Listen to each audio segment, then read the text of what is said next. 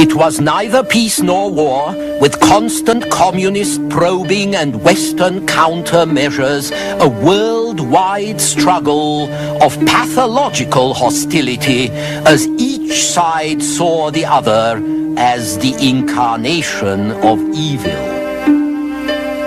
The Cold War, this time on the Western tradition. The year 1945 was the end of a period and also of a way of life. The Second World War had shaken the globe like a great earthquake, and nothing after it was going to be the same again. The age of European dominance was over. The supremacy of European countries, based as much on prestige as on power, could not survive the blow it had received. But the great European colonial empires had already been sapped in earlier years by declining confidence among the masters and ever more strident appeals to the liberal doctrines that the masters taught. Now these empires quickly fell to pieces when the economic and military power that had won them, that had held them, disappeared. The sun, when it sets, goes quietly. The confidence that made Europeans shoulder the white man's burden uninvited broke down. The war had shown that the seats of power now lay outside Europe. They lay with Europe's two great offspring, the Soviet Union and the United States. And with these new centers of power, there came a new rivalry that has dominated the world ever since. The first international act after the war was to create a new organization, the United Nations, all 159 of them, to replace the League of Nations, discredited as an ineffective talking shop. The structure of the United Nations was designed to balance the interests of the great powers, which had won the war, against those of other weaker nations. The United Nations did not prove vastly more effective than its predecessor in avoiding conflicts. It, too, was a talking shop. But talking is better than fighting. The primary reason why the talk never degenerated into global war was the balance of terror. A new factor which we now regard or disregard as an old familiar factor. America, remember, had demonstrated the incredible power of the atom bomb in 1945. By 1949, the Soviets had a bomb of their own, in spite of a prediction by US Army intelligence that they wouldn't be able to build one for a whole generation. Within a few years, both the United States and Russia had hydrogen bombs as well, vastly more powerful and more deadly than the old atom bombs. And by 1957, the Soviets could also put a satellite into orbit, the implications of which were not lost on the West. An intercontinental ballistic missile that could carry Sputnik could also carry atomic warheads to the United States and to Western Europe. Paradoxically, this threat of mutually assured destruction, as it was eventually known, this threat made a lot of people very nervous and forced the atomic nations to use their power with relative caution. The risk of an atomic blow-up did not prevent other conflicts, but it did keep them within limits. And as a result, the years since 1945 were full of crises and of conflict, but none of these has yet degenerated into the sort of general war that devastated Europe and much of the rest of the world in the two world wars. If it does, we probably won't be here to talk about it. But in the last year of World War II, it wasn't at all clear how things were going to turn out. There was reason to fear that the Soviets under Stalin would press their conquests forward into Central and Western Europe and down to the Mediterranean. An enfeebled Europe looked like easy prey. In fact, though, Russia's conquests during 1945 stopped on her eastern borderlands, where she annexed the Baltic states, large chunks of Germany and Poland, and where she set up a string of vassal states from Poland to the Balkans.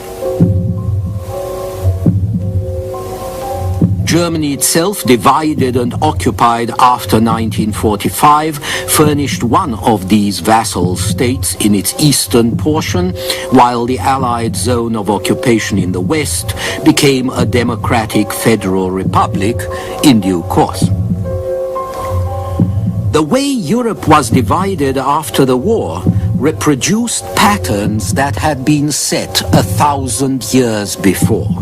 If you look at the map, you can see how much non-communist Europe has in common with the Roman Empire and the Carolingian Empire, and how largely the communist empire, especially where it runs through Germany, coincides with the areas that Western Christianity and the Western tradition left untouched for a long time. After the war, Germany became a main stage for Russian probes and Western resistance, especially in Berlin.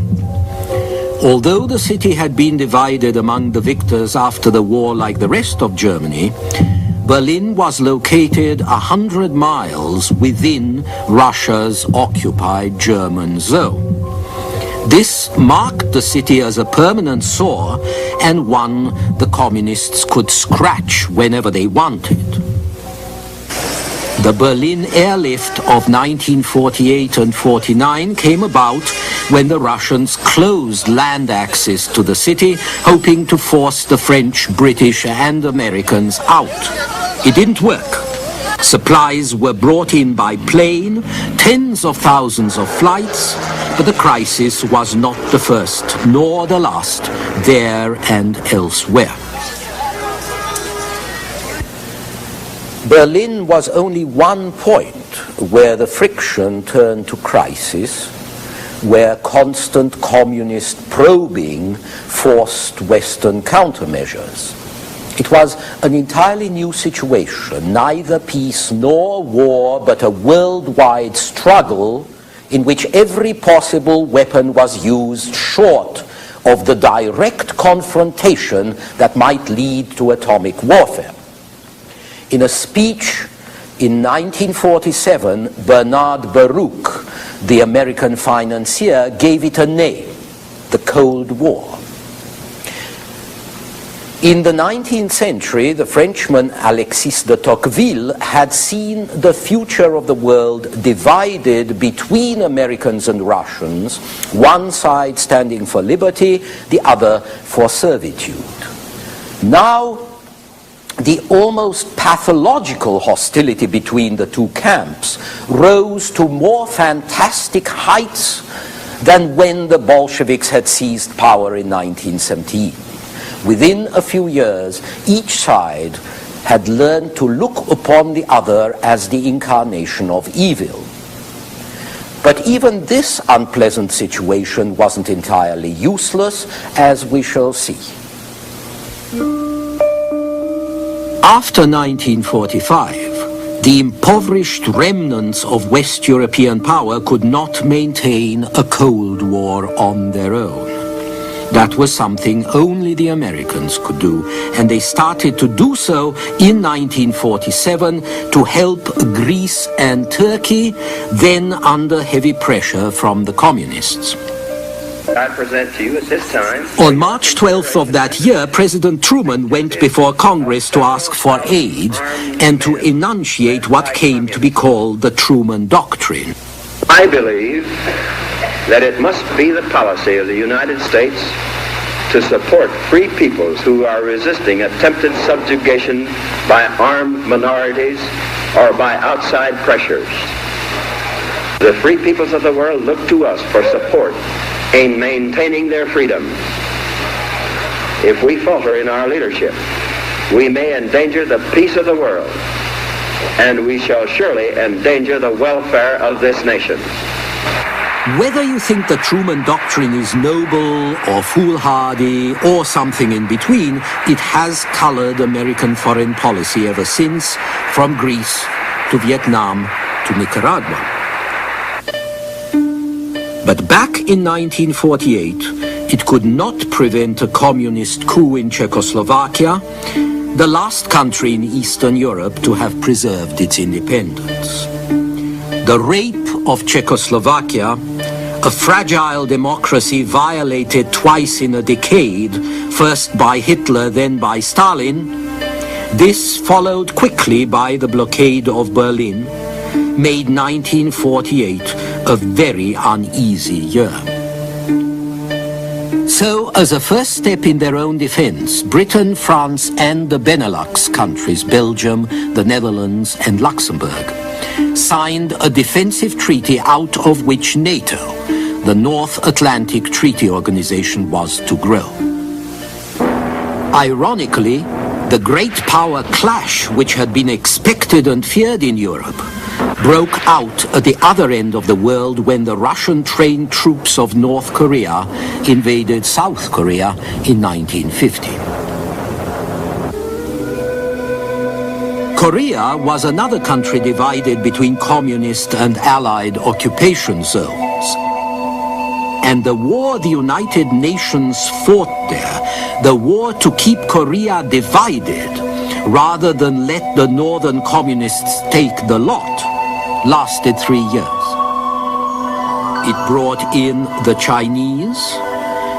It saw General Douglas MacArthur advocating the invasion of China and possibly the start of World War III, until Truman brought him home. The war cost some 3 million casualties among the military and civilian populations involved, including about 140,000 Americans.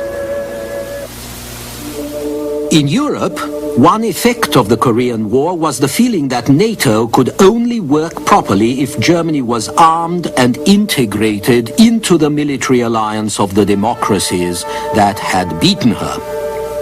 So by 1955, Germany had become a full-fledged member of the treaty organization only 10 years after her defeat. But this military build-up was not the only tactic the West used. It was apparent that the communists did best where economic and social dislocation on a major scale wore down the middle class and made workers miserable, creating social grievances that the communists could use. The anti-communists, therefore, had to make war on poverty, unemployment, hunger, and inflation.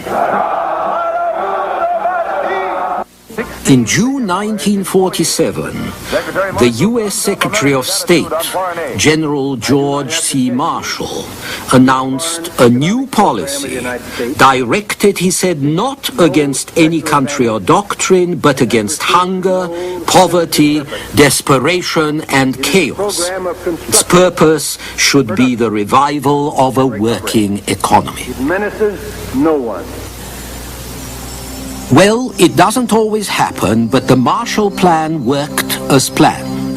The actual financial aid that it provided, equivalent to about $60 billion in 1987 terms, was somewhat less than the American aid which Europe had received from 1945 to the time it started. But previous aid had been distributed haphazardly. This new aid was going to be coordinated by Europeans themselves. Indeed, the greatest function of the Marshall Plan was to promote European cooperation in the establishment of a common recovery program, which by 1951 brought industrial output back to pre-war levels. With a series of international agreements, Western Europe tried to leave behind the conflicts of national claims and ambitions which had shaped it and scarred it over the past century and a half. And it moved towards political and economic integration managed by supranational institutions. It's unlikely that this would have happened without the original American initiative. Or, one would think, without the stubborn policy of Stalin, who was determined to keep his part of Europe out of it. And so the advance of West European integration and the advance of communist policy developed in a kind of counterpoint. The Marshall Plan was a counter to communist advances.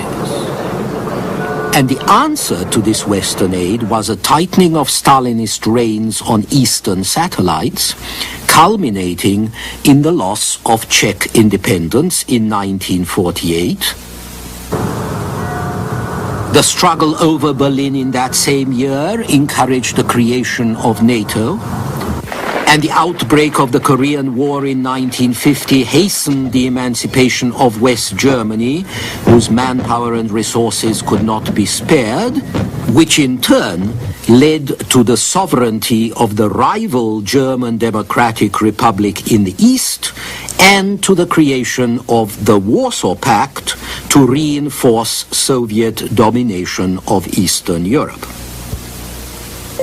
Meanwhile, the German resurgence prompted the pooling of coal and steel resources of Belgium, Holland, Luxembourg, France, and Germany in the European coal and steel community in order to restrain and control German economic activity. And that led to the creation of the European Economic Community in 1957, which established a common market in Western Europe with common tariffs, ensuring the free movement of capital, labor, and goods, and working out common social and economic policies. You know that it's a classic rule that unification provides a vaster market and broader opportunities, not only for trade, but for planning on a more economical scale. By 1960, even though European economic unification was still grudging, incomplete, hesitant, the consumption, productivity, and living standards of people living in Western Europe were double what they had been before the war. Western Europe had 3% of the land and 10% of the population of the world, but it had 20% of its food, 25% of its total output, 40% of world trade. By 1973, the average European consumed more than twice as much as he had done in 1950. Some denounced this as crass consumerism. Most regarded it as a distinct improvement. A lot more people had proper homes to live in, refrigerators, even cars. They lived better, they ate better, and as a result, the generations that grew up in the 50s and 60s were a good deal taller than their parents. One thing this meant was that very few people remained who had nothing to lose, as their parents had had nothing to lose in the Depression.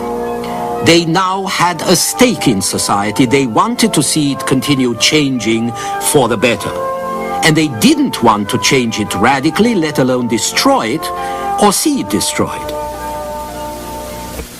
But while this European miracle was the doing of Europeans, with a little help from their friends, the preservation of the miracle in the West continued to be regarded as somebody else's business.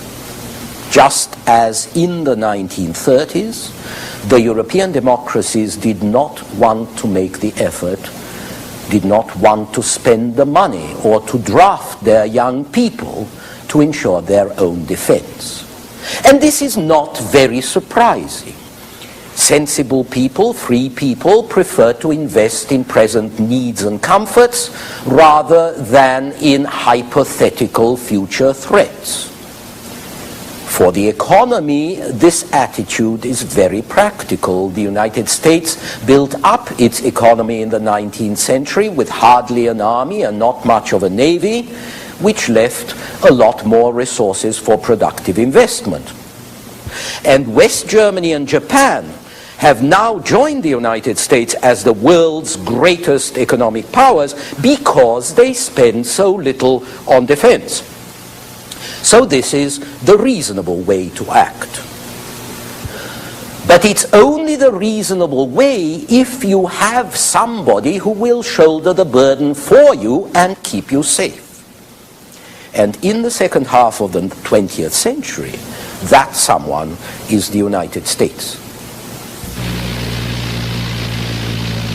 So the defense of Western Europe was left in large part to the Americans. And since most Europeans weren't going to provide sufficient men and money to safeguard themselves, the deterrent was provided by atomic weaponry. Inferiority in conventional forces was compensated by atomic defense. In effect, NATO was saying to the Soviets and to Eastern Europe, if you attack us with infantry and tanks and planes, we shall be forced to use our atom bombs. This has worked well enough, except that a lot of people in Europe now feel caught between the two superpowers, and they seem to have forgotten the history of nuclear deterrence, the fact that nuclear weapons were far cheaper in the first place than the conventional forces that no one in the West wanted to pay for. Meanwhile, the Cold War was redefining the meaning of the West as that part of the world where Soviet writ did not run. So the West, meaning us, included Turkey but not Czechoslovakia, Israel but not Hungary, Japan but not Cuba. The political systems of these so-called Western nations vary widely, of course, but in all of them the capitalist system was being steadily modified to include elements of socialism and social welfare programs, forms of economic organization more traditionally associated with their communist rivals. And while the Western world moved ever further away from the capitalist model that Marx and Lenin described, the Soviet world moved closer to the kind of old regime it claimed to replace, complete with police control, intellectual control, militarism, and nationalism. And so the combination of nationalism and socialism, albeit in very different forms, this combination has been reincarnated in communist regimes and to some extent in capitalist regimes just a few decades after the defeat of Germany. But the places where it has flourished most are in the so-called Third World. It's never been clear to me where the Second World is situated, but let's say so. In the countries that have sprung up on the ruins of the West's old colonies, nationalism and socialism combine. And we'll take a look at these countries and their European legacy in our next program. Until then. The non-industrial countries of the world used to be backward but self-sufficient. Now they are backward and dependent, with every baby born pushing them closer to catastrophe. The third world, this time on the Western tradition. Last time we ended on a note of turnabout. In the second half of the 20th century, the capitalist West was becoming more socialist. The Soviet world was becoming more like the old Tsarist regime it was meant to replace, and there was even a resurgence of National Socialism, especially in the former colonies of the West. One of the great novelties of the post-war era has been the appearance and the progressive self-assertion of this so-called third world, born of the dissolution of Europe's colonial empires. More than 50 new republics have joined the ranks of the United Nations since 1945. By 1974, the only colonial empire left to Europe was that of Russia. The current colonial holdings of France or Britain are scarcely worth mention in comparison with those of countries like China, South Africa, Indonesia, or even the Sudan. Europe's age of territorial imperialism seems to be over, and that itself is a remarkable change. But the colonial enterprises of the past have left their mark behind them. Whether they came to heal, teach, order, or exploit, the Europeans were bound to revolutionize when they did not destroy the societies, peoples, cultures that they touched. But whatever motives moved the European empire builders, they were responsible for training the leaders and inspiring the ideologies that have challenged Westerners and then displaced them. On the one hand, the need of the industrialized nations to interfere with those less developed, as England did with India, this need increased as communications shrank the world and trade tied its disparate parts together. Without the colonies' markets, and especially their products, the industries of the West were likely to run down.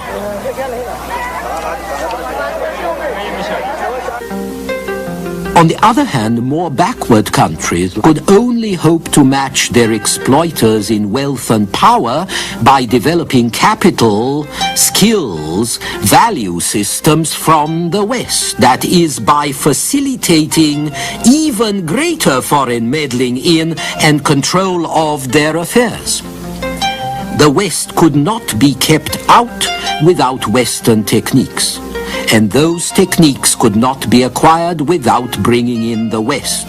That was the quandary. But some actions of the West, even if they were intended to be benevolent, could have dire effects if they were based on an inappropriate estimate of what was good. Condensed milk for babies, solid meals for starving men and women, cold water for the overheated, these can hurt or kill. Similarly, so can constitutions and other alien imports. You cannot introduce machines and factories without implicit concepts of what man can or should do. You cannot introduce social services without attendant ideas of what man needs and what man is. One materialism ushers in another. One ideology elbows out another and imposes itself.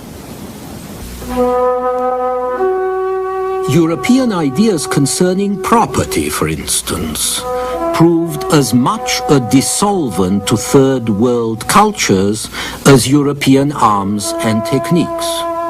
When lands which had been held and worked in common were split up and treated as private, separate pieces of property subject to sale, transfer, mortgage by one particular owner, then tribal or communal forms of land tenure were dissolved, and with them the societies, the crafts, the tribes which had evolved structures quite different from those of the West. Like land, labor also had to be brought in line with European concepts and European needs. Older forms of labor organization were replaced, sometimes forcibly, by money wages, open markets, regular hours, above all by the notion of work as an ethical value rather than merely a demanding necessity.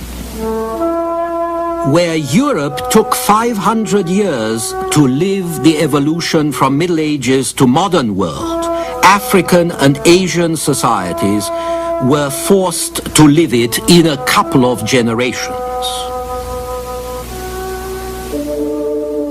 Money replaced barter or subsistence. Exchange replaced self-sufficiency. Tens of millions who had seldom or never used currency were initiated into its delights or pressured by taxes and other obligations into cash-producing activities. Efficiency replaced haphazardness. Secularization replaced traditional magic observances. Laws and administration replaced custom. Impersonal bureaucracies replaced face-to-face relationships. Some of this was an improvement, all of it was upsetting. One society after another was affected by alien concepts generally applied with little understanding of the historical background or the stability provided by existing practices. People who had operated time out of mind as parts of customary cultures were introduced to the possibilities and the insecurities of change. They really could not challenge their new masters. But the colonial process is not as simple as it is often painted, and it does not operate in one direction alone. The occupier does not simply rule the occupied, he infiltrates their consciousness, their lives, their culture. He takes hold of them inside and out. Indians and Nigerians often want to be English gentlemen. All this indicates the possibility that technological society did not destroy values as such, but rather suggested new values. What you see in 19th and 20th century colonial history is an accelerated version of European history. Contract replaced tradition. The free-moving, free-wheeling individual replaced the static family or tribe. Democracy, with all its drawbacks and opportunities, replaced the stable hierarchies of status and birth. Changing legal structures transformed society and social attitudes. Technological innovations turned congeries of provinces into countries, spread modern skills, suggested the revival of native industry and enterprise in a new guise and on a new scale. And just as in Europe, all this has provided more efficient modern means for age-old tendencies to exploit, to to oppress and to murder your enemies en masse. But because the whole world is at our doorstep, we can see that time has not unraveled at the same rate for people in every country. We are haunted by the disparity between the advanced countries and all others, the imbalance between the industrialized West and North and the agrarian remainder of the world. Today, a glance across the world reveals extraordinary differences. Unlike 200 years ago, when generally speaking, most people everywhere still lived approximately in similar circumstances. Today's differences are more on a scale of time than space. Behind this lies the fact that while all the world advances, its most advanced areas advance the fastest. Europe and North America, which have less than 30% of the world's population, produce 80% of its income. And Europe continues to consume the greatest share of the surplus foods and raw materials of the world, and to provide the leading exporters of manufactured goods, just as she had done in 1900. Asia, Africa, Latin America are increasing their production too, but not nearly as fast. And they are not making lots of money from selling raw materials to Europe either, because a great change, another great change, has occurred. The largest amount of trading takes place between the industrial nations themselves instead of between the industrial nations and their former colonies.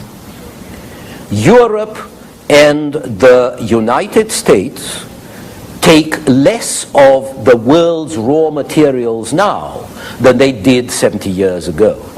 So primary producers in Asia, in Africa, in South America, with their rubber and their oil and their tin, do less trade.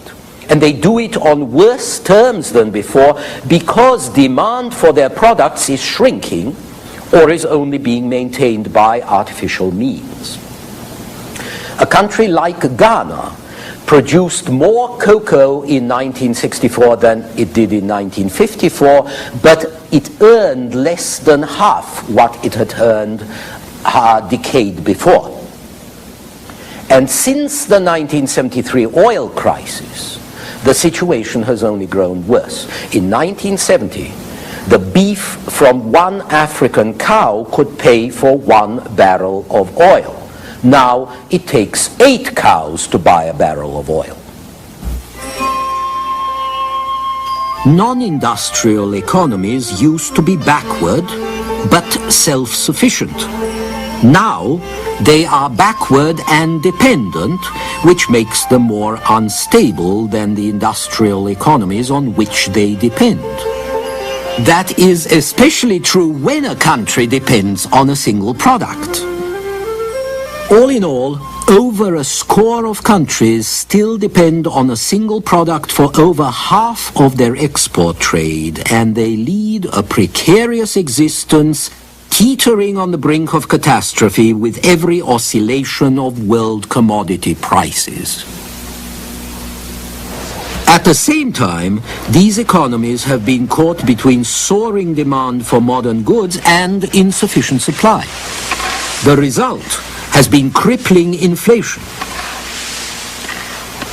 Between 1958 and 1968, the cost of living index went up from 100 to 149 in India, 202 in Ghana, 879 in Argentina, 2,260 in Brazil, all countries where anachronism and modernization are at odds. In my first lecture, I quoted Voltaire about history being only a pack of tricks that we play on the dead. How often, one may ask, is history a pack of tricks that the dead play on us and we play on each other? And we become aware of them as one hidden mine after another goes off unexpectedly under our feet. Overpopulation might be one of history's most fiendish tricks.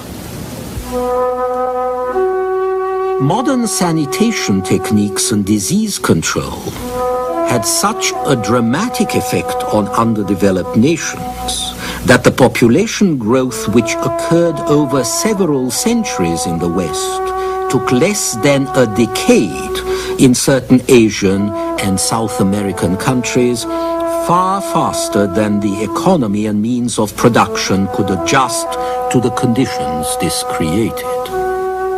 The continents least able to bear it find their population rising fastest. Asia, with 50% of the world's population, has 11% of its revenues. Men and women have multiplied for thousands of years to reach the 5 billion mark. Short of catastrophe, they'll double that in 40 years. And yet most of these masses, who are no longer powerless or silent, who grow in number because of the West's medical advances, cannot afford the West's comforts, machinery, or nourishment. Discontent can spread more rapidly than prosperity. As Nehru once remarked, what is new in India is not misery, but the consciousness the Indian people has of it today and its impatience to be free of it.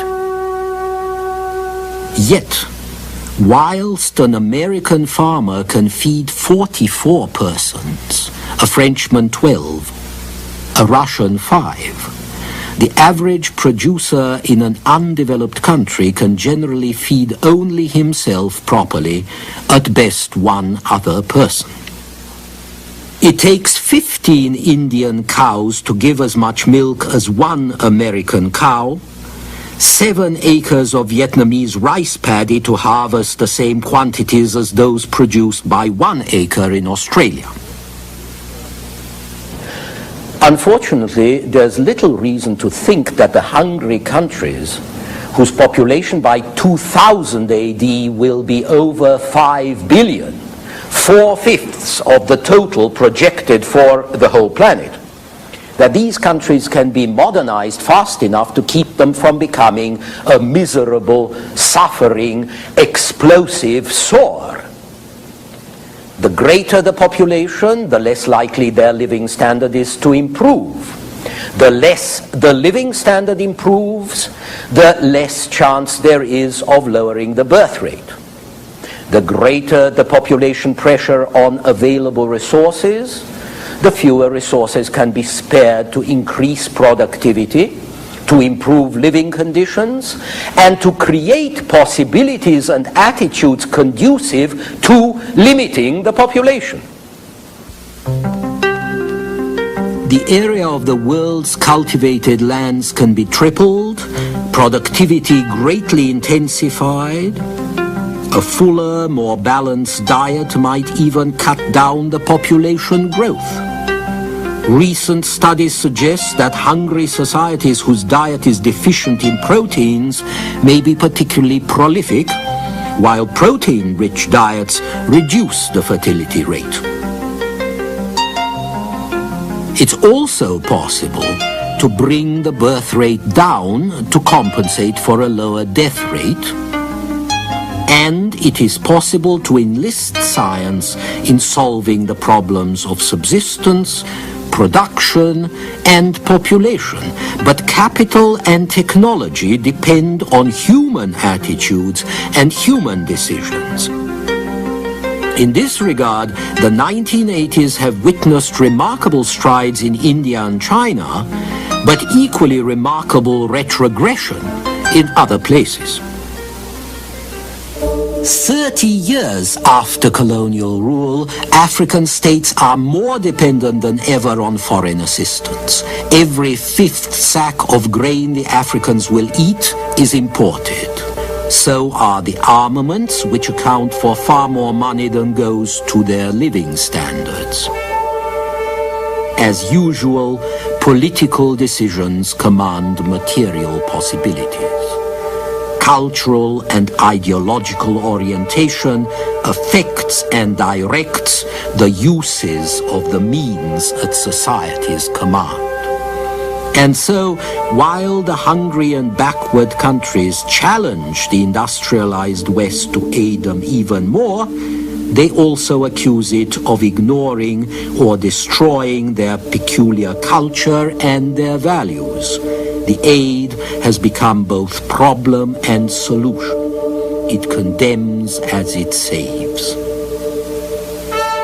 The story of the Third World also emphasizes something else, the sheer brevity of colonial imperialism. In the last 3 centuries, Europeans conquered much of the world, they settled it, they set their mark on it with their culture and technology, but they didn't need colonies to do this. And the colonial age was a very brief episode in the history of the West. Colonies, remember, were a very uneconomic way of exploiting people.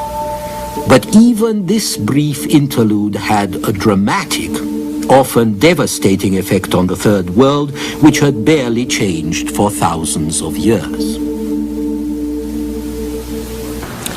As for the West, much of what happened in the last 100 years has proved as short-lived as the colonial age.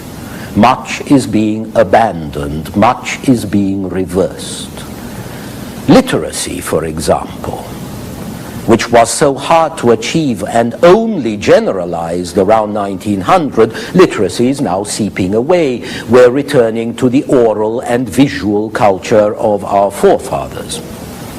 Law and order that proved so hard to establish are also cracking. Life used to be precarious, then it became a little less precarious in the late 19th century. In the late 20th century, it grows more precarious again. And while material uniformity grows, cultural uniformity, another recent achievement, cultural uniformity wanes. Even national unity is being challenged by particularisms reasserted. Linguistic in Belgium or Canada, national in Brittany and Wales and Catalonia and Yugoslavia, cultural and ethnic in countries like the United States. The long trend to greater centralization, to greater authority, is being reversed in the West, although of course not in the rest of the world. And the shorter trend, which for 3 or 4 centuries tried to impose standards of reason and rational discourse, this is meeting strong competition from the sciences, the arts, and the politics of irrationality. It's hard, after all, to be rational in an irrational world. It is not rational. So we're going back to earlier situations which our forefathers fought hard to alter and overcome. And whatever else this means, it suggests that historical experience is not a linear progression, it's rather a meander, a river in whose waters you can never step twice, of course, but also one whose curves ever approach each other and ever flow through new, unexpected territory. Next time, the technological revolution. Until then. From hot air balloons and bicycles to airplanes and motor cars, not to mention radios, telephones, mass circulation newspapers, and cinema, and television, the world was getting smaller. It turned faster. It became more self-conscious each day. The technological revolution, this time on the Western tradition. We're almost ready to conclude our 5,000 years of history, our economy tour through the old country.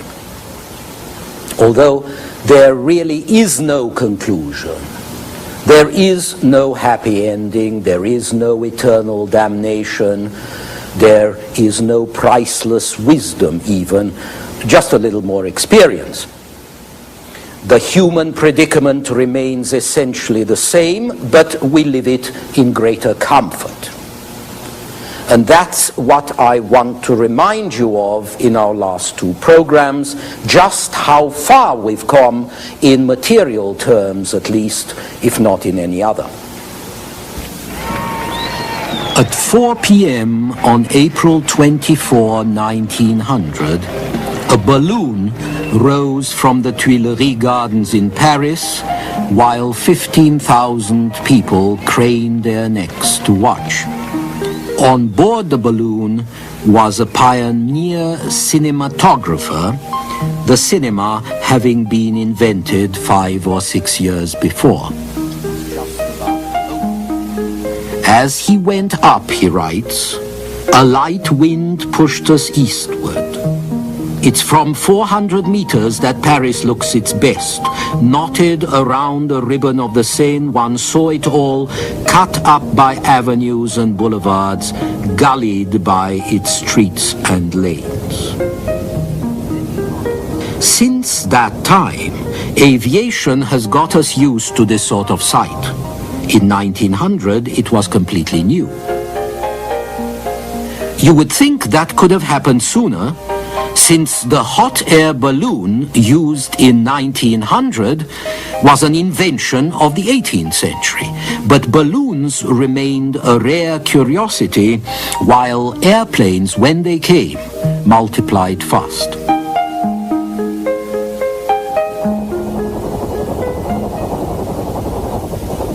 Within 3 years of 1903, when the Wright brothers got the first airplane off the ground, an aircraft factory in the Paris suburb of Billancourt was turning out good biplanes.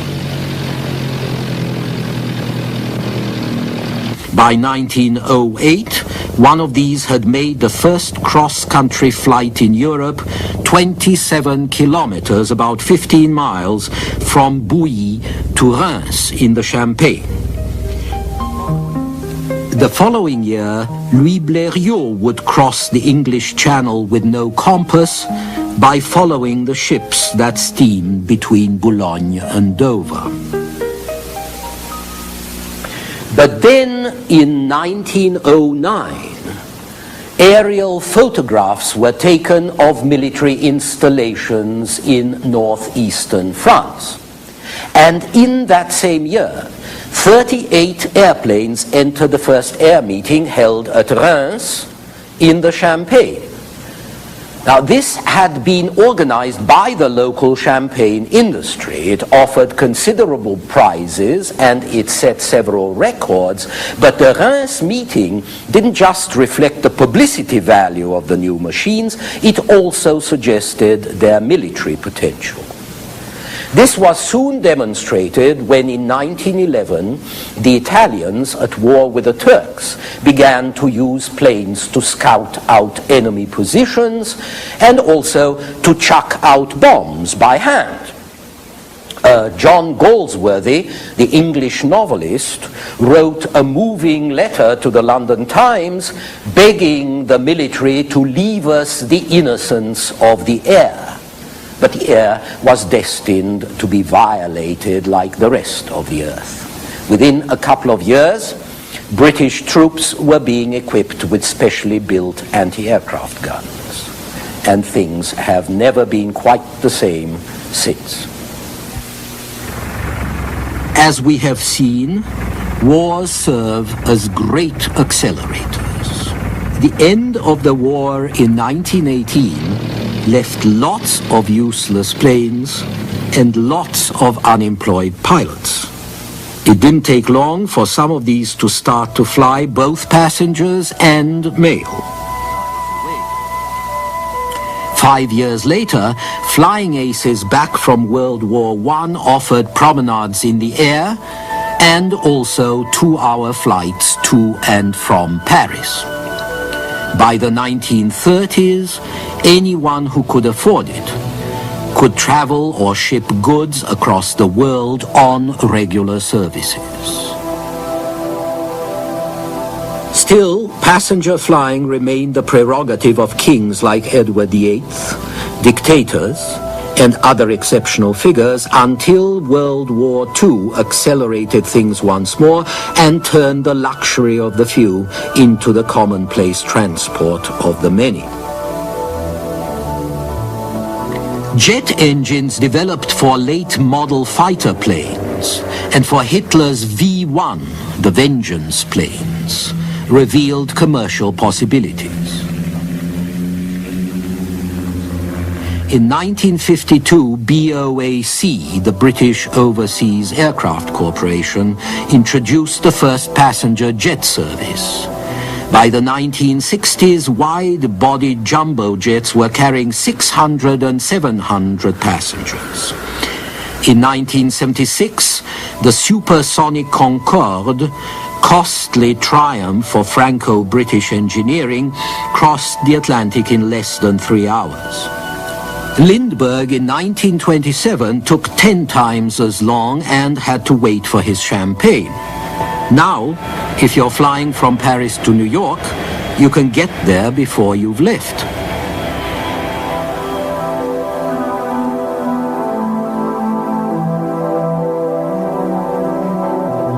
It was impressive to know that men could fly to the moon, but simple commercial flight added a new dimension to the experience of ordinary folk.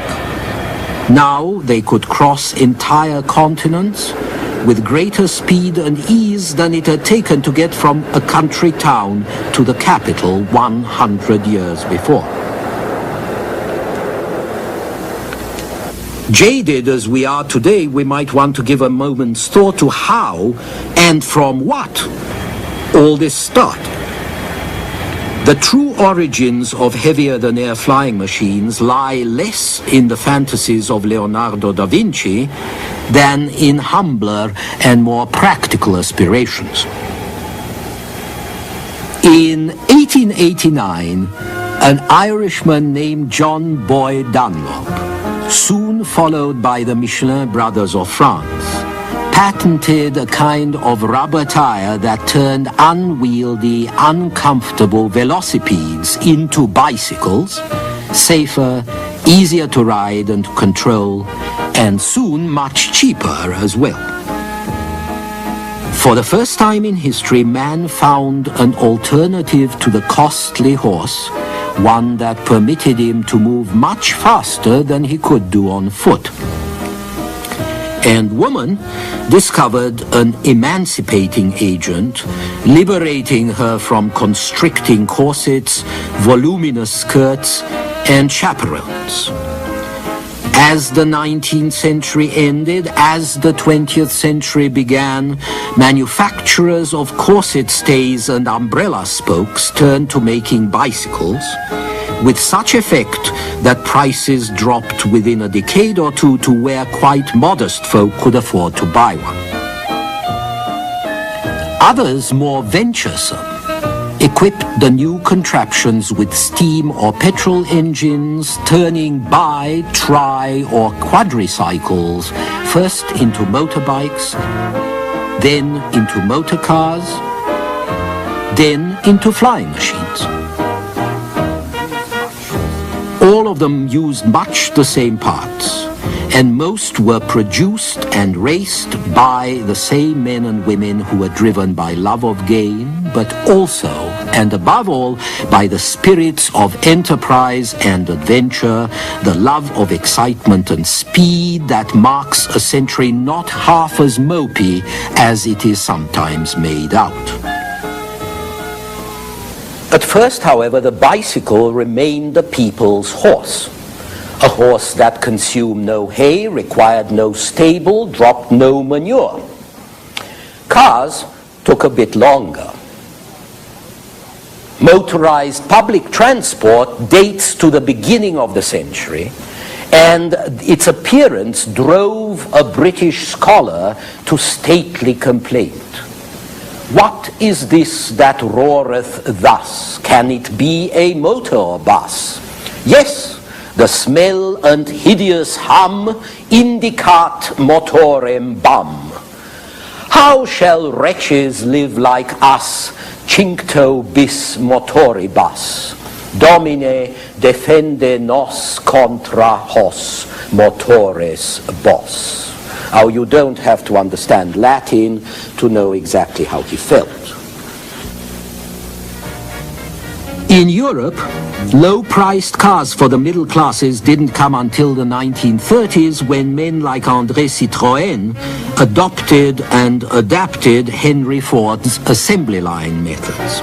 Then in 1938, Ferdinand Porsche turned out the first people's car, the Volkswagen, prototype of a post-war family of Morris Minors and Citroën 2-horsepower cars that made automobiles accessible to most. By 1960, there was one private car for every 31 people in the world, one for 3 in the United States, one for 22 in Europe. Predictably, bikes and motorcars also led to more tourist facilities. Inns, restaurants, hotels that now cater to more than just commercial travelers, and they also led to better roads. Rutted, dusty, ill-paved highways were gradually replaced by even surfaces kinder to tires and springs. In 1924, the first high-speed autostrada opened in Italy between Varese and Milan. Italy and Germany pioneered the freeways that the United States was going to perfect. And so Europe and the world moved from the age of animal and foot power to that of motor traction.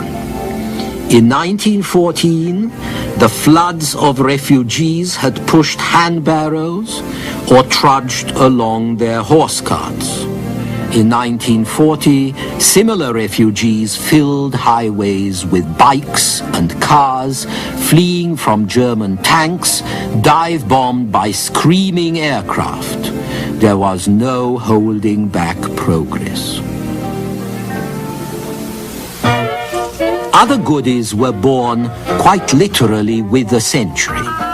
The cheap box camera in 1900, vacuum cleaners in 1901, and also gramophone records.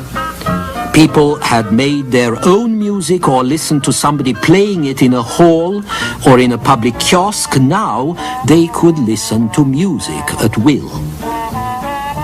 By 1913, Decca had devised a portable gramophone that could be used in the garden or taken on picnics, and that didn't cost more than a Sunday lunch.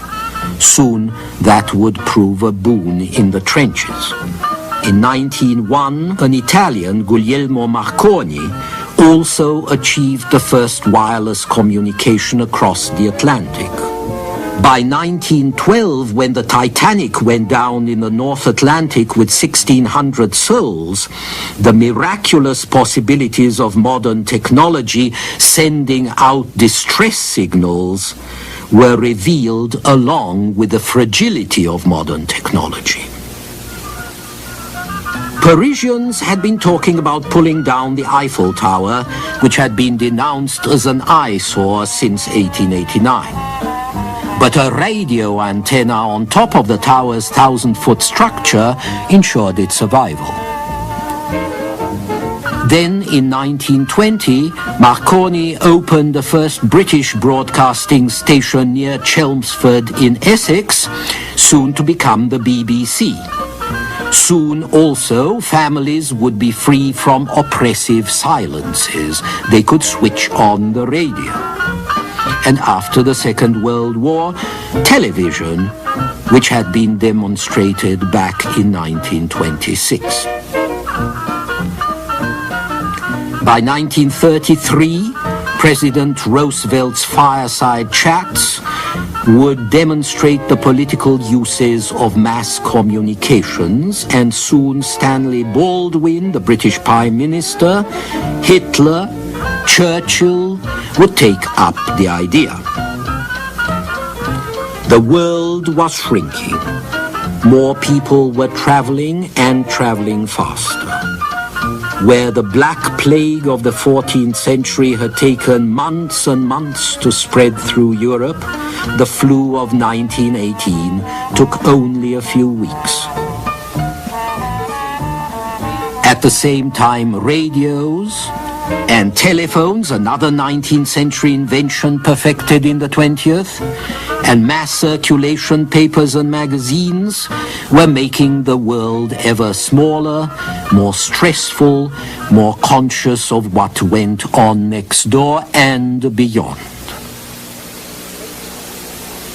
20th century men and women wake up and go to bed with news from near and far, and since good news is seldom news, the diet of sensationalism makes for indigestion or at least flatulence. Stanley Baldwin, the British Prime Minister, lambasted Britain's press lords for wanting power without responsibility, which he described as the prerogative of the harlot through the ages. But the press was far more influential than prostitutes ever were, something Macaulay had predicted in 1828 when he dubbed its reporters the Fourth Estate. And most of the media's power came not from the opinions they expressed, but from the information they conveyed almost unconsciously, information about possibilities, about ways of life and standards and acceptabilities and availabilities that much of the world, whether in far continents or poor streets right here at home, most of the world had long ignored, and that it gradually set to copy. I remember in 1944 seeing the film Mrs. Miniver in an open-air cinema in India. The Indians were watching from the wall and from the trees outside. And I wondered, sitting in that privileged enclosure, looking at the images of such a privileged life, I wondered what the Indians made of the dresses and manners and comforts in the film, so alien to them then, so commonplace by now, 40 years later. And then there was advertising. The 19th century had seen an explosion of publicity, posters, displays that livened city streets. In 1910, the first neon tube was demonstrated in Paris, and it proved ideally suited not just for streetlights, but for advertising too. In 1912, the first neon advertisements went up in Paris for an Italian aperitif, Cinzano. Lights, prints, images, newspapers and reviews, radio and cinema, then television, spurred a revolution of aspirations, the like of which the world had never seen. Modern technology was busy producing ever more things to covet, and modern technology in due course fulfilled many of the aspirations it inspired. More than by its wars, the 20th century stands out by the radical physical difference between its way of life and that of all preceding centuries. The world probably changed no more between the birth of Jesus and 1900 than it has changed from 1900 to the present. And while not all the novelties of our time were devised after 1900, all have been developed and made generally available during the 80 years just past, especially the last 20. And this is as true of neon as of other new devices. Sidewalks and sewers, streetlights and paving, bathrooms and water closets, running water beyond the ground floor, let alone hot and cold running water, gas and electric ranges, all of these were exceptional luxuries before the First World War.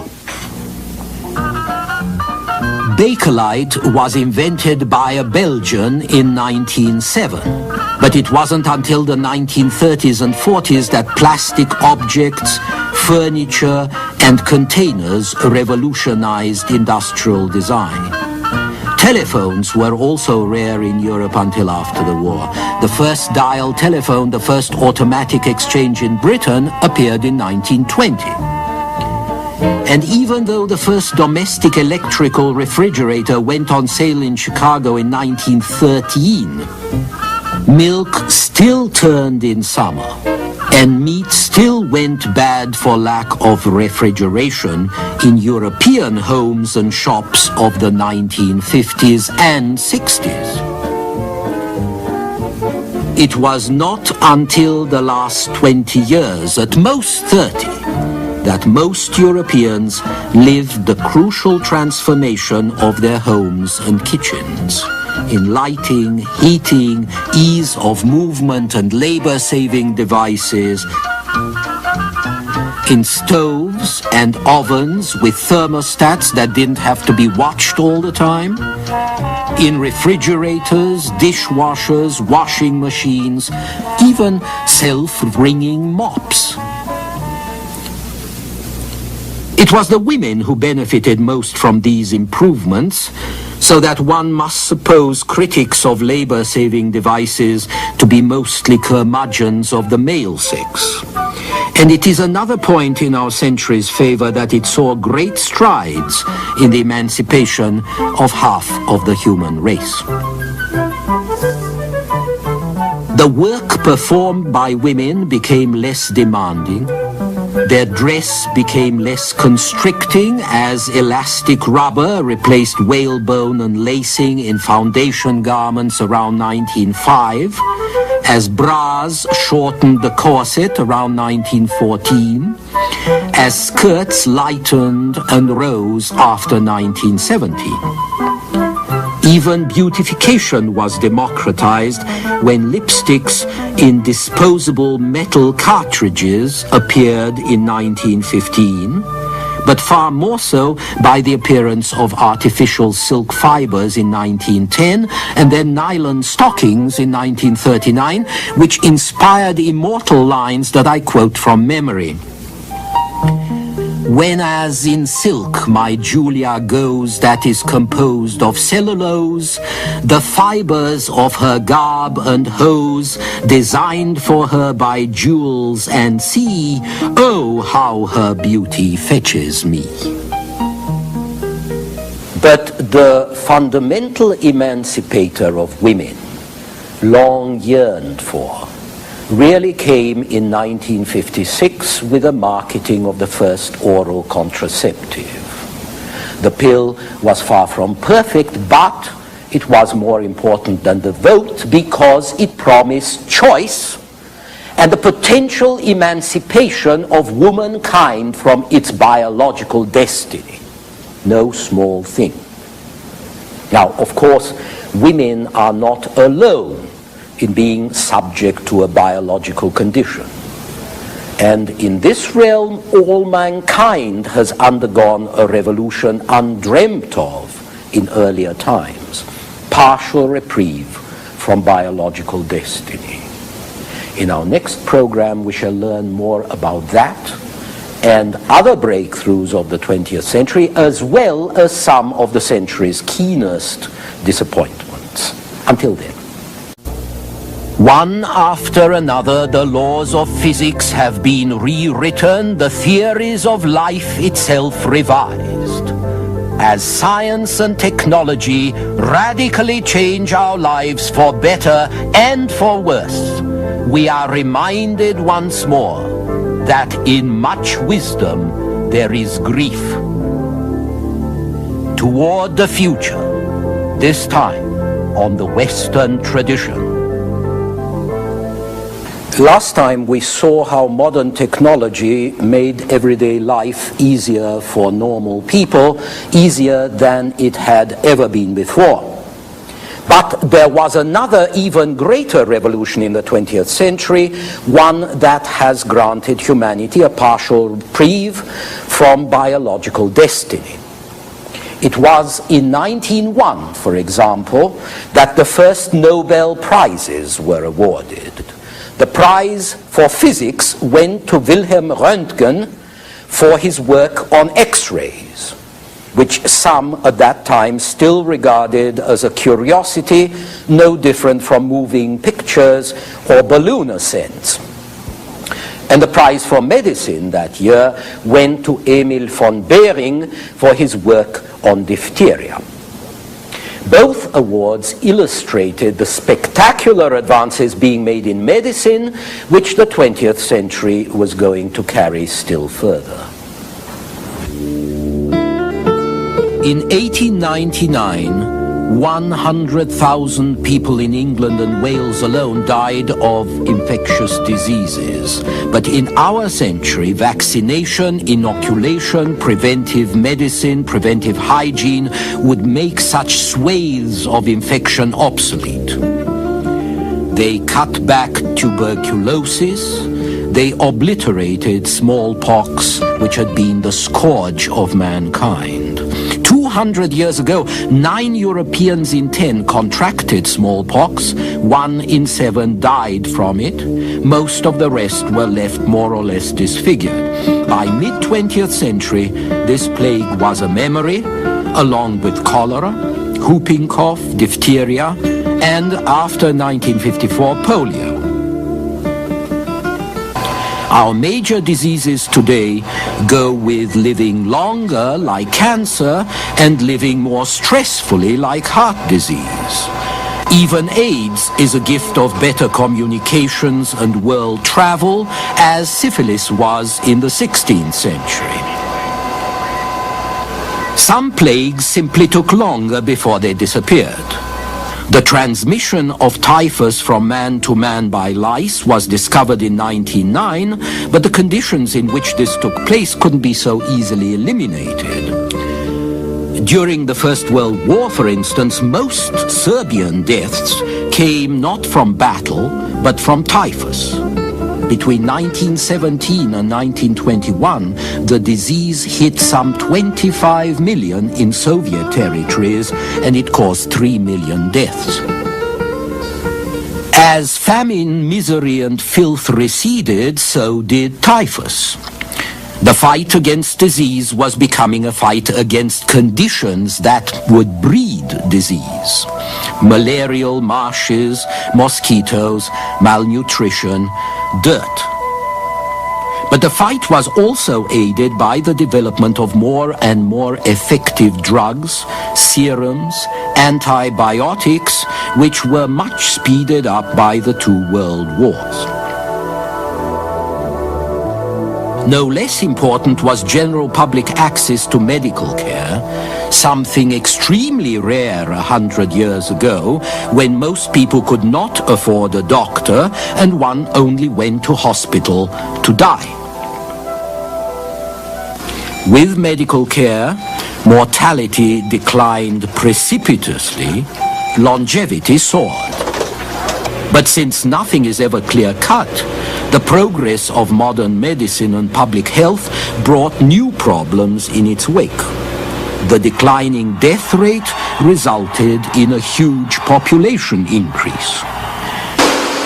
Despite dramatically improved crop yields and productivity, due in good part to the synthetic nitrogen fertilizers turned out by a German chemist in 1910, There wasn't enough food to feed all the new people. Although it was more evident in undeveloped countries where hunger and government incompetence and thievery continued as a way of life, the problem was also beginning to be recognized even in the wealthier West. The demographic bomb, however, caused less concern than bombs of other kinds. The summer of 1945 saw the first explosions of controlled atomic devices that could release vast power, whether for good or ill. Accelerated as usual by war, this came as the culmination of research in physics that had been going on since the beginning of the century in Europe. Around 1911, the work of the Curies in France and of Rutherford in England revealed the instability and disintegration of atoms in radioactive substances. No longer any doubt about it. That uranium is splitting into at least two big parts, and those biggest kicks, nearly 100 million electrons, which had been believed to be the firm, indivisible base of the material world, atoms could now be split, releasing energy in the process. It was a fundamental tenet of classic theories that light, energy, and matter were both continuous and separate entities. But now, work done in Germany, Denmark, Switzerland, Italy suggested that when bodies emit light, they actually radiate energy pulsating in infinitesimal measures, quanta, proportional to the frequency of a discontinuous radiation. One after the other, the solid notions that paved the floor of science appeared to melt away. A new physics was suggesting new hypotheses about the structure of the universe, of matter, of perception. Picasso's Cubism, Dali's Surrealism reflected this in painting and in sculpture. Freud's emphasis on the unconscious came out in the free association of surrealists and the deliberate, apparent incoherence of someone like James Joyce in literature. The mathematical principles of Isaac Newton, the rationalism, the mechanical determinism of the past 300 years, these were being rewritten into a new relativism. In 1905, Albert Einstein's theory of special relativity suggested that neither time nor space was absolute. There were no absolutes anymore. By 1915, Einstein's general theory of relativity presented matter itself as just one form of energy, and the basic component of matter, the atom, a tiny compound of compressed energy, could turn into light, or into heat, or both. Now, this transmutation of matter into energy, which Rutherford called the new alchemy, this could be set off by bombarding atoms with smaller subatomic particles. In 1932, the first cyclotron was built to accelerate this bombardment, and it was also found that in the case of atoms of certain elements like uranium, their disintegration was accompanied by a chain reaction that went with an intense emission of energy, which could be controlled in a nuclear reactor or packaged into a bomb.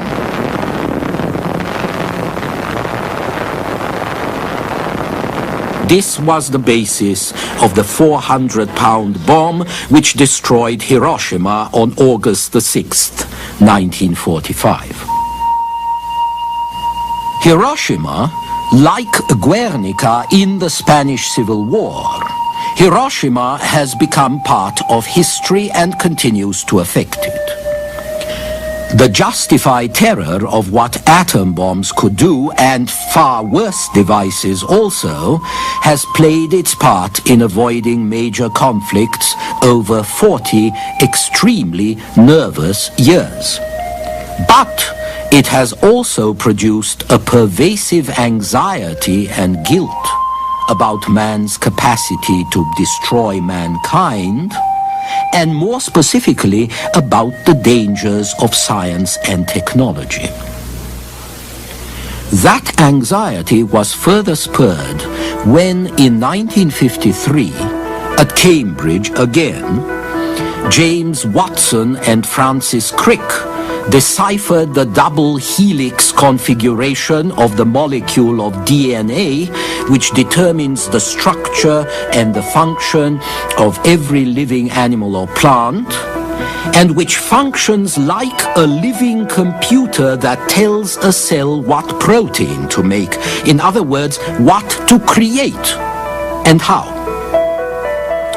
In 1972, the theory was put to work when scientists in California managed to split and recombine DNA so as to use it for particular purposes. The step from theory to application had taken half a century in nuclear physics. It took less than 20 years to produce man-made microorganisms. Like atoms bombarded by radioactive rays, man's solid certainties disintegrated under the bombardment of physics, chemistry, biochemistry, astronomy, and indeed geography. The Danish physicist Niels Bohr explained this as early as 1938. Man, said Niels Bohr, no longer lives at the center of the universe surrounded by less fortunate societies on the edge of some abyss. Men and women now share a small spherical planet of one solar system, which is only one small part of much larger systems. This, like the revision of our long-held ideas about space and time, said Bohr, provided a forceful admonition about the relativity of all human judgments. So what you have here is a contemporary replay of the Copernican revolution of 300 years ago. And the anxiety that was voiced by the future Dean of St. Paul's, by John Donne, in the 17th century, is our anxiety, as we can hear. Donne complains that new philosophy calls all in doubt. The element of fire is quite put out. The sun is lost, and the earth, and no man's wit can well direct him where to look for it. And freely men confess that this world spent, when in the planets and the firmament they seek so many new, then see that this is crumbled out again to his atomies. It's all in pieces, all coherence gone, all just supply and all relation. Now that is done in 1611, but it could just as well be the 1980s, except that it rhymes, which no poetry would do today. In any case, here we are in the 20th century with a lot of people already a bit lonely in a godless world, and now they are denied not only God, but the solid substance of judgments and perceptions. The world had always been disgracefully mismanaged, but now you no longer knew to whom to complain. The answer to this predicament was suggested by a philosopher from France in a lecture of 1945 Jean-Paul Sartre put forward what he described as a new humanism and which he called existentialism. Condemned to freedom and to loneliness, Sartrean man finds that his condition can be transcended by himself alone as he endows life, events, above all himself, with a meaning that he must weave out of his own resources. Looking around at a world in which he finds neither faith nor normative values, Sartre rejects despair for an affirmation arising precisely from despair, but leading to choice, to action, to the creation of one's own destiny. Of course, in our new age of disposable fashions, even philosophies are built to self-destruct. No one today thinks much of existentialism, yet it reflects the practice, if not the principle, of our times. Certainly, even if he does not like it, man continues to recreate his destiny at an accelerated pace. One example of this is the computer, which is simply a high-speed calculator with an electronic memory. During the war, the British built the first electronic computer because they wanted to use it to break enemy codes. The first civilian counterpart of this was unveiled in the United States in 1946. It weighed 30 tons, it filled the space of a two-car garage, and it contained 18,000 vacuum tubes, which failed at the rate of 1 every 7 minutes. By the 1980s, one pea-size silicon chip delivers the same amount of computing power, and any home computer costing $100 or less can outperform what cost $500,000 20 years ago. Computers have radically affected our lives for good or ill and cannot be jettisoned short of catastrophe. So, science and technology have changed the ways of life, but not the nature nor the passions of mankind. After a century spent arguing that problems can be solved by science, by reason, or by acts of will, we have to admit that some problems can't be solved, or that their solution leaves more problems in its wake, something that Ecclesiastes apparently knew a long, long time ago. There are not that many people who read the Bible these days, which is the epitome of wisdom and violence and the high aspirations and the hurtful achievements of mankind. So I cannot tell how many of you have read Ecclesiastes. But this is what the preacher says. For in much wisdom there is much grief. And he that increaseth knowledge increaseth sorrow. For who knows what is good for men in this life? Who can tell a man what shall be after him under the sun? So here in the 3rd century before Christ, the Hebrew sage suggests that all is vanity and vexation of spirit. And I'm sure he wasn't the first to say so. So some things have changed and other things haven't changed at all. But if we still don't know where we're going, at least we face our predicament, the human predicament, in comfort far greater than Ecclesiastes ever knew. And this is a help. As for the Western tradition, if you perceived such a thing as we proceeded, the most striking thing about the Western tradition is that it is not one, but many. It includes authoritarianism and individualism, personal initiative and centralization, obedience and revolt, faith and questioning, inertia and enterprise, conflict and reconciliation. That's what makes our culture, that's what makes our history so tantalizing, so available for almost any reference you want, a yellow pages of human conduct, of human values. But there are, I think, two constants that you can never miss. One of these is curiosity. The quest that drives some in all times to ask, to search more than most.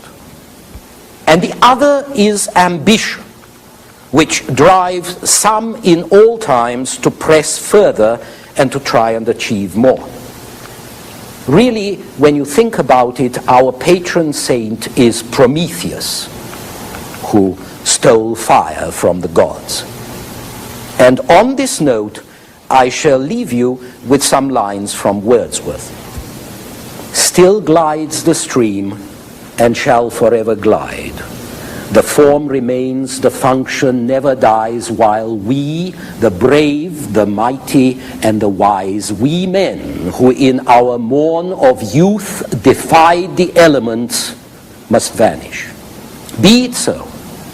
Enough that something from our hands have power to live and act and serve the future hour, and that as toward the silent tomb we go, through love, through hope, and faith's unending dower, we feel that we are greater than we know.